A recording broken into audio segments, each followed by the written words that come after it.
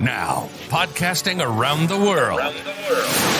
It's the Marquee DJ and Photo Booth Conference Podcast. The podcast featuring all things DJ and photo booth for the industry professional trying to improve and grow their business. Known to his mother and father as Keith Christopher Kokoris and known to the industry as KC, here is the Marquee Show producer himself, your host, KC. Hello, everybody, and welcome to the Marquee DJ and Photo Booth Conference Podcast. As my introduction said, I am KC. I am your host, and today I am joined by the one and only Danny Max of Max Designs, that designs photo booths and now DJ booths for you as the industry professional in both the DJ industry and the photo booth industry. So, super excited about having you, Danny. How are you, buddy? I'm doing great today. Thanks for asking. Good. Super excited to have you on, and excited to have you as part of the 2021 Expo as well. Danny has been a loyal supporter of ours since day one. In fact, if memory serves, you got into the photo booth business about the same time that Marquee got into the business, correct? For manufacturing photo booths? Absolutely. Yep. Yeah. Right around that time, maybe a little bit before. Yep. Very good. Well, I'm going to let you go ahead and kind of let our viewers and our listeners, depending on how they're watching this or listening to it, know. Tell us about your background, and because you have a brief DJ background too, and I do. I'll shut up and I'll let you talk. So talk to us, Danny. So I got into the entertainment industry a long time ago. I mean, I started in high school, which probably a lot of you have done as well. Sure. And I owned a small mobile DJ company. We did weddings, sweet 16s, that sort of thing. That kind of took a back seat for a little while, and I had some other jobs. I became a school teacher. Actually, I'm a musician. So everything's kind of related, though. 2009 or so is when I started my first photo booth rental company. And we were based out of the New York City market. And I ran that business for quite some time. So you said you were buying photo booths from other manufacturers, right? No. So I was making my own photo booths. So you never bought technically a competitor's booth. You just rolled up the sleeves and started buying the guts. And I bought one photo booth right in the beginning. Okay. And I quickly returned it about a month later because it was really not well built. And I did a little more research. Turns out this person was known for scamming people. Ooh, sorry. Yeah, no, that's fine. And then I decided, you know what? I can build a better mousetrap. I can build a better photo booth. And I built them for my own use. And people throughout were asking, oh, can you make me one? Can you build one for me? And I always said no, because I viewed them as my competitors. Sure. And I wanted to have a unique product. But eventually, more and more people started asking, and I decided to kind of pivot my business a little bit into the manufacturing side while I still ran a rental company, and then eventually just transitioned to full manufacturing. Okay, very good. So all of your products are made and assembled here in the United States, correct? Yes, they are. Excellent. Very good. That's fantastic. We love shopping local, even if it's nationally, but absolutely. So then you went from DJ to photo booth manufacturer. That's where you're at now. And so tell us about your photo booths, or tell us about like your company and like what your vision is and such. Sure, absolutely. So I've been manufacturing photo booths a little bit over 3 years now. Okay. And basically my idea for the photo booth, or now DJ consoles as well, but we'll get to that in a little bit, with the photo booths was to keep everything lightweight, really easy to assemble, and good looking. Okay. I have a number of different products. So based on what type of photo booth you want, I can provide that. So I have your traditional DSLR photo booths. We do iPad booths. We do roaming photo booths. We have a hybrid.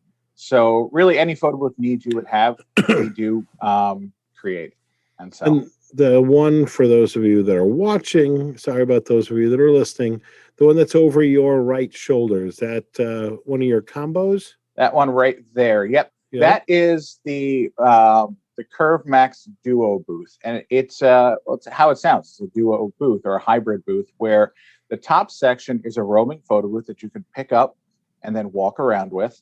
Okay. But when you're not walking around, it clicks right back into that stand, and it's a stationary booth. And if you're listening to this, you're going to have to visit, is it Max Design? Tell me what your website is. Max PB, as in photo booth, design.com, or you could actually just go right to dannymax.com, and that'll redirect there. So if you like what you're hearing, if you're not watching it, you can visually check it out there. And then, so what led you then to shift to designing DJ booths? Sure. So I always wanted to get into the DJ field as well when I started doing the photo booths, because I realized it's a similar industry. I have the skill of manufacturing the photo booths. Why can't I apply it to DJ equipment? And to be honest, that's how I started in the industry, was as a mobile DJ. So I have the knowledge of, kind of what a DJ wants, and a good feel and a good look for everything with that. Okay. So a lot of people ask me, can you make a DJ console? And I said, yeah, I've been talking about it for years. Let me see what I can do. Finally, I decided to really just bite the bullet and go for it. And this is what you see behind me over here is my Infinity DJ console. Right. And I released that about a month ago, and response has been great so far. Okay, very good. Very, very good. So what is it? What are your booths made out of? Is it metal? Is it, talk to me. So I'm really the only manufacturer manufacturing out of this specific material, which I initially had to import out of Israel. It's a composite plastic. So you're thinking plastic, oh, it's not that strong, things like that. It is incredibly strong. I actually have a video where I took a section like this column section right here and ran it over with my truck. So it's incredibly strong, scratch resistant, has a high gloss finish. It's a really great material for manufacturing these photo booths and DJ consoles. And it's incredibly lightweight. It's the lightest equipment you can buy on the market. So you can break it down and easily fit it into an SUV or a compact without a problem. All my booths are designed to break down and fit into various different sized SKB cases, including the DJ console. So that will break down into 2 different cases. The photo booths are mainly into 1 case. Gotcha. Now, speaking of photo booths, what do you see for being a manufacturer, from having been in the photo booth industry for so long as the purveyor? Where do you see the future of photo booths going? Where do you think we're going to be print-free soon? Talk to me about what your thoughts are. Well, there's different schools of thought on that. And, is printing an integral part of photo booths or is it not? And again, it's more specific to your business and your business plan. But more and more events are going to the digital only experience, especially when you're using something like a roaming photo booth, because it's not practical to obviously carry a printer around when you're roaming around a room. Sure. And you can print wirelessly, and they'll all print in the corner where you might have a printer set up. But if you get too far away from the Wi-Fi, that creates issues. So the trend of the roaming photo booth, which started probably about 1.5 to 2 years ago, has really taken over. And with the vast majority of those, it is print free. Now, that being said, one of my biggest sellers for photo booths is still my traditional DSLR photo booth, which is a printing traditional, print the strips, you do 3 or 4 photos, and that's still an extremely popular photo booth. Got it. Very good. Yeah, sometimes America just wants the classics: a burger, a pizza, a hot dog, and in this case, a traditional photo booth that spits out that beautiful strip that we all knew from the old school Coney Island booths is just what the doctor ordered. So, absolutely. So then the DJ booth, tell us about that. Like how quickly does it set up, break down? Tell us what a listener or viewer would want to know. Absolutely. So the DJ console, just like my photo booth, assembles using the same system. So it's a system that I developed years ago, which allows you to have no tools, no screws, no bolts. It all just assembles with internal latches. So there's also no external hardware. So you have a nice clean look. The DJ console, I just did a video recently that's up on my YouTube where I assembled the entire thing in less than 2 minutes.